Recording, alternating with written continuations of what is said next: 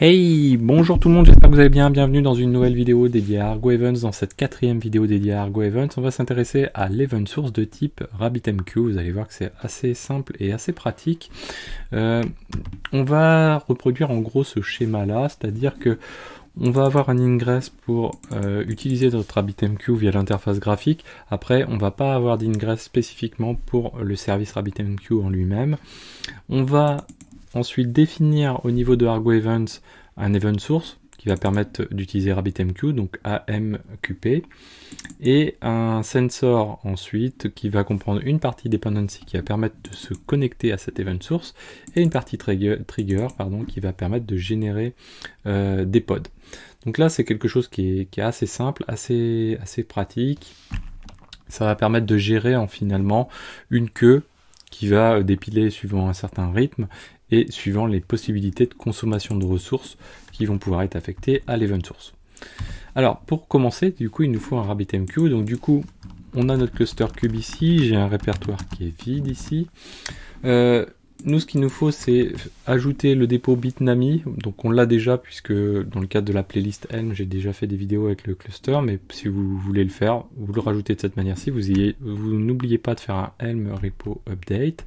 Et ensuite, on va créer un fichier de values qui va juste mentionner que nous, dans notre cas spécifique ici, on ne cherche pas à faire de persistance parce que sinon ça va obliger d'un point de vue tuto à rajouter des PVC, etc. On pourrait très bien le faire, mais ça va demander un petit peu plus de temps, donc nous on va s'en passer. Donc on va créer un values rabbitmq.yml comme ceci. On va venir coller tout ça. Hop, voilà. Et on désactive la persistance. Donc ensuite, on va créer un namespace, donc kubectl create namespace, et on va créer un namespace qu'on va nommer Rabbit. C'est là où on va stocker la partie RabbitMQ. Donc ensuite, ce qu'on va faire, on va faire un helm install-n dans le namespace Rabbit. On va aller installer donc une release qu'on va appeler Rabbit et qui va se baser sur une charte de Bitnami qui s'appelle RabbitMQ. Et on va utiliser notre fameux fichier de values ici. Donc on installe ceci, ça va prendre quelques secondes. À côté, on va ouvrir un fichier, voilà, pour pouvoir stocker juste un élément, c'est le mot de passe de notre user RabbitMQ. Qui est défini de manière aléatoire et pour un user qui s'appelle user. Donc tout ça bien sûr hein, c'est vraiment pour vous montrer assez rapidement les choses, mais l'idéal ça serait de redéfinir un utilisateur, etc., etc. Donc ici on a notre mot de passe qu'on va garder précieusement, et maintenant on va s'intéresser donc à la partie Argo Events. Donc si on voulait bien faire les choses une nouvelle fois, on pourrait faire quelque chose mais qui ne fonctionne pas encore très bien actuellement. En tout cas j'ai pas réussi à le faire fonctionner. On pourrait stocker le user et le password de notre RabbitMQ de manière à pouvoir les stocker sous forme de secret et les utiliser sous forme de secret dans notre event source. Alors avant de faire ça, on va quand même créer l'ingress de notre service RabbitMQ qu'on n'a pas créé. Et deuxième chose, on va utiliser le port forwarding ici sur le port, sur notre service RabbitMQ et sur le port 5672. Pourquoi? Parce que tout simplement, autant que l'interface graphique, j'ai un ingress controller qui prend du HTTP sans souci, etc., autant qu'il ne permettra pas de rediriger le flux TCP concernant notre RabbitMQ. Et donc du coup, on va faire, première chose, on peut aller checker, donc kubectl get svc-n rabbit. Et là, on voit qu'on a ce service RabbitMQ sur lequel, du coup, on va pouvoir rediriger et refaire notre port forward, c'est-à-dire que localement ici, sur le port 5672, on va rediriger vers le pod RabbitMQ sur le port 5672. Donc on fait ça comme ceci. Et ensuite, deuxième chose, on va créer un ingress, toujours pour RabbitMQ, Et cette fois-ci, c'est simplement pour l'interface graphique. Donc, on va les récupérer ici. Donc, tout ça, vous avez le lien qui est dans la description avec le numéro de la vidéo. Vous pouvez récupérer tous les éléments. Donc là, qu'est-ce que l'on fait? Cette fois-ci, c'est pas le 5672 qu'on va utiliser, mais c'est 15672, donc juste avec un 1 supplémentaire. Et on va rediriger, donc sur ce port, c'est l'interface graphique de RabbitMQ. Donc en gros, qu'est-ce qu'on fait avec notre ingress? On dit que tous les hosts qui rentrent avec rabbit.cube, on les redirige vers le service en question, qui redirige vers le pod RabbitMQ sur le port 1572, qui est l'interface graphique. Donc là, si je fais ça, si je fais, hop, on va checker, on est sur le namespace, vous voyez bien, Rabbit, ok, apply, -f de ingress. Donc ça c'est bon. Donc maintenant si je prends ici mon navigateur, donc j'ai un etc host sur mon laptop qui redirige rabbit.cube vers mon load balancer dédié à mon cluster cube. Et ici j'arrive bien sur mon RabbitMQ. On va récupérer notre mot de passe ici. Hop, voilà. Et on va se connecter. Voilà, donc là on est connecté. On n'a pas de queue, on n'a pas d'échange, donc tout ça, ça va se créer automatiquement avec l'event source. On peut le faire en tout cas automatiquement avec l'event source. Et donc là maintenant on va s'y intéresser. Donc à côté j'ai mon namespace. Donc, je fais un cube ENS. Actuellement je suis dans le namespace Argo Events. Dans ce namespace Argo Events, j'ai la même chose que ce qu'on avait avant de démarrer la vidéo, la précédente vidéo. C'est-à-dire que j'ai mon installation qui est faite, hein, donc suivant la vidéo numéro 2. Et donc maintenant on va installer notre event source.yml.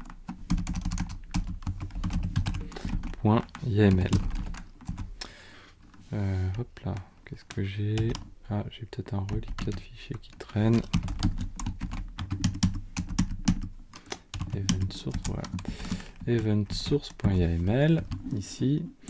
Donc on va se baser sur ce fichier, celui-ci.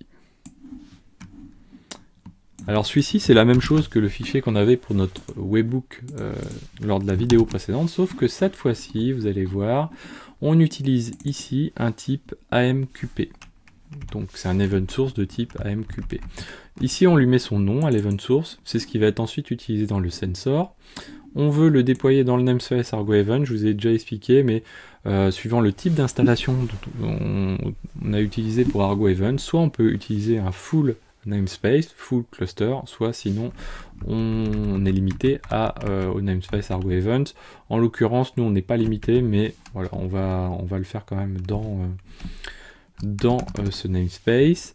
On va utiliser ensuite la connexion à notre RabbitMQ, donc je récupère mon password, mon user c'est user, mon password c'est celui-ci, et ensuite on va taper sur le DNS interne à notre cluster cube via le service, c'est-à-dire RabbitMQ rabbit-rabbitmq, le nom du namespace, .rabbit, donc .svc.cluster.local sur le port 5672.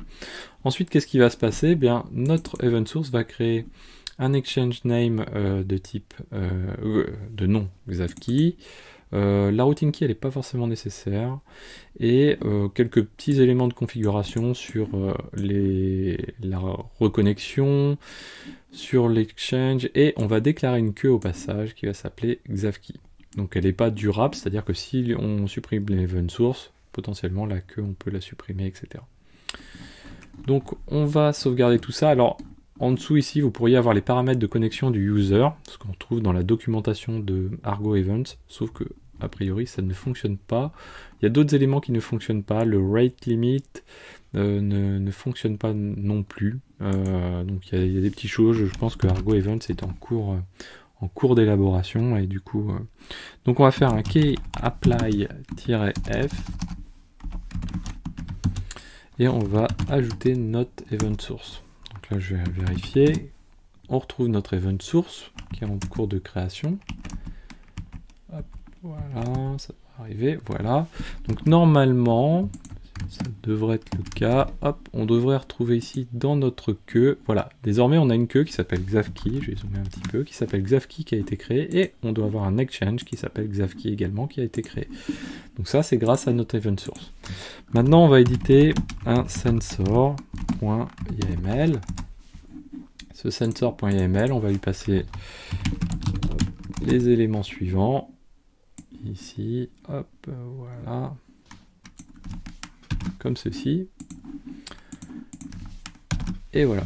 Donc lui, qu'est-ce que l'on fait? Alors, finalement, ça change peu par rapport à la vidéo précédente. On va juste changer le type le nom de l'event source qu'on a appelé AMQP. Et donc, il fait référence à l'event source qu'on a défini juste avant. Et son nom, Xavkey. Donc du coup, on définit un sensor, on lui donne un nom, ça pourrait être n'importe quoi. Donc nous, on a mis AMQP. Dans le namespace Argo Events, pour être à côté de l'event source, on n'oublie pas d'utiliser le service account. On crée un template dont le nom va reposer sur payload AMQP pour s'adapter un petit peu au nom. Et on va dire que donc, ce trigger, il est de type K8s. Donc il va utiliser le groupe, les groupes cubes en version 1. Et nous, ce qui nous intéresse, c'est de créer des pods. Et pour ça, du coup, on va déclarer une source, donc un manifeste de pod, qui va être celui-ci, donc un type pod, et qui va être généré de manière à avoir un préfixe payload avec un label. Et derrière, on va utiliser une image alpine, avec ensuite, alors la commande ici, on ne l'utilise pas, mais on va utiliser le args ici, avec deux paramètres que l'on set de manière vide pour le moment. Pourquoi? Parce que on va utiliser, comme lors de la vidéo précédente, les parameters, et on va récupérer deux paramètres via notre JSON, le paramètre arg0 et le paramètre arg1. Ces deux paramètres, on va récupérer donc leurs valeurs, et chacune des valeurs vont être injectées dans les spécifications ici du container, dans la partie args, vous voyez ici, le premier pour args0 et le deuxième pour args1. Voilà. Donc ça c'est bon, on va faire un kubectl apply -f de sensor cette fois-ci. Donc là il l'a créé, voilà, parfait. Ensuite, qu'est-ce que l'on va faire? On va avoir, donc je vous disais, nous on utilise une queue RabbitMQ, ce qu'on veut c'est lui injecter des éléments dedans, donc on va utiliser un petit script en Python, très simple, qui va nous permettre de faire nos tests. Donc ce script en Python, on va récupérer les éléments, je vais vous expliquer, c'est extrêmement simple. Donc là je vous repasse pas l'installation de la librairie Python qui va bien. En gros, ce qu'il vous faut c'est pip3 install pika et JSON si vous ne l'avez pas d'installer. Ensuite on définit un dictionnaire qui est args. Pourquoi? Parce que c'est facile, très facile de transformer un dictionnaire en JSON. Ensuite, qu'est-ce que l'on va faire? On va récupérer l'ensemble des arguments passés à notre script, ici, en omettant, vous voyez ici, on évite de prendre le premier argument qui est finalement le nom de notre script. Donc ça veut dire qu'on récupère les arguments 1 et 2 finalement. Ensuite, qu'est-ce que l'on fait? Eh bien, on va créer une clé qui va prendre, puisque là on est parti, on démarre de i0 et qu'on fait à chaque tour d'argument, on indente de 1. Et bien du coup, qu'est-ce que l'on fait? On crée une clé arg1, arg2, etc., etc. Donc là, on va démarrer tranquillement. Donc du coup, on démarre de arg0 et arg1, même si on récupère les arguments au niveau du système arg1, arg2. Et qu'est-ce que l'on fait? Ben, on va compléter notre dictionnaire avec une clé qui va prendre la valeur de clé, ici, et un argument qui prend la valeur de l'argument que l'on récupère via 6. On peut printer pour avoir les éléments. Et ensuite, ce que l'on fait, c'est qu'on transforme du coup notre dictionnaire en JSON grâce à JSON dumps. Donc celui-là, je peux le supprimer. Alors ensuite, on a une deuxième partie qui est importante. On va venir, hop, je vais aller récupérer le mot de passe de notre user. On va venir tout simplement ici, dans les credentials, notre variable credential, on va définir un nom, notre nom d'user, notre password, et on utilise donc le module Pika, et ici plain credentials. Donc cette classe ensuite on va la réutiliser. On réutilise ça donc dans un blocking connection où on lui passe, donc nous on se connecte en localhost puisqu'en fait notre service tout à l'heure on a fait un port forward avec sur le port 5672, donc on le fait en local, on est sur le vhost slash et on utilise nos credentials pour pouvoir initier cette connexion. Une fois qu'on a initié la connexion, on peut utiliser maintenant initier la connexion, pardon, et derrière on va pouvoir publier nos éléments. Donc nos éléments, on va les publier sur quoi? Sur l'exchange Xavkey, la routing key Xavkey et le body args. Donc l'exchange va permettre de rediriger ces messages dans notre queue Xavkey et notre exchange Xavkey. Et derrière, on a le body, donc le message qui est envoyé, qui est finalement notre conversion des arguments en format JSON. Donc on va sauvegarder ça. Voilà, on va le rendre exécutable. Voilà. Et du coup, maintenant, on va pouvoir faire notre premier test. Donc, inject.py. Et alors, je vérifie qu'on n'a rien oublié. Normalement, on est pas mal là. Il y a pas mal de petites choses, mais c'est bon. Donc là, ce que l'on va faire, on va faire inject. Et on va faire un ls. Alors faites bien attention de le mettre entre double quotes parce que avec la conversion des messages, etc., derrière ça peut ne pas fonctionner. Donc là on vient d'envoyer, vous voyez, un élément sur la connexion 5672. Et cet élément, donc normalement, si on revient ici, il doit être passé dans notre queue. Voilà, on voit l'élément, il a été consommé aussitôt. Et derrière, si je regarde mes pods, qu'est-ce qui s'est passé? Hop, on va réduire un petit peu. Qu'est-ce qui s'est passé? Vous voyez que j'ai un pod qui est dans l'état completed. Et si je fais un keylogs de ce pod, qu'est-ce que j'ai? J'ai un ls de /etc. On peut aussi également, par exemple, mettre un slip de 20 secondes, par exemple, lui envoyer. Donc là, qu'est-ce qui se passe? On va voir le message qui va arriver ici. Donc on a un refresh toutes les 5 secondes ici. On a le message qui est bien arrivé, qui est consommé. Hein. Donc là, si on attend, voilà, hop, il a bien été consommé. Et si je fais un kgetPod, vous voyez qu'ici, donc j'ai bien mon pod qui est en cours de déroulement, puisqu'il est en running. Et donc il est en sleep actuellement. Donc voilà, ça c'est quelque chose d'assez simple. Ça fonctionne. On peut rapidement faire quoi? On pourrait faire une évolution assez rapide qui serait d'aller, si je vais vim dans les sensors, le sensor ici, et ce que l'on peut également faire, c'est récupérer, on peut le faire comme ça, on va le faire assez rapidement. Ici, on va définir une image, donc on va récupérer 4 lignes, voilà. Donc on va récupérer en arg0, on va dire que ce n'est pas les arguments du container, mais c'est le nom, hop là, point de l'image, par exemple. Et puis derrière, ici, on va bien récupérer, donc, on va récupérer arg1 et arg2, qui vont être du coup les commandes que l'on va passer. Donc en gros, qu'est-ce qui va se passer? C'est que là, on va avoir 3 arguments qui vont être injectés dans notre script et du coup dans notre JSON, dans notre message qui va être envoyé à RabbitMQ. D'une part, le premier argument, donc arg0, qui va comprendre le nom de l'image. Ensuite, arg1 qui va comprendre la valeur de l'arg0 de la commande ici. Et arg2 qui va prendre ici la valeur de arg1 de la commande. Donc si je sauvegarde, je fais un key-apply-f de sensor. Voilà, key-getPod. Donc on va cleaner simplement les pods de label app égale à payload. Voilà. Et ce que l'on va faire, donc on va revenir sur notre inject ici.